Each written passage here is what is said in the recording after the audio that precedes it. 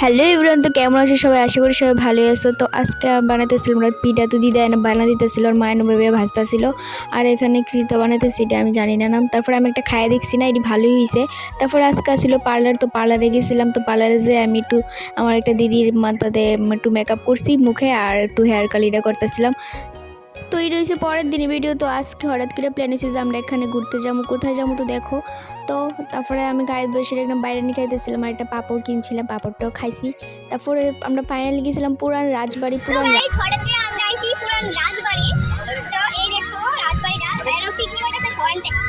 এখানে পিকনিক হইতাছে। ভাই এই দেখো ভুতিয়া ঘর।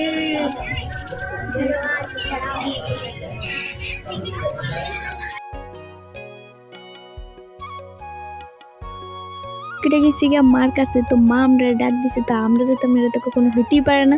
তো আমরা গেছি হঠাৎ করে মার বাড়িতে একটু ঘুরে টুরে মারে দেখা, তারপর আবার আই পড়ছিলাম। তারপর কাছে ফুচকা, তারপর জানতে বাইরে গেছি। বাই।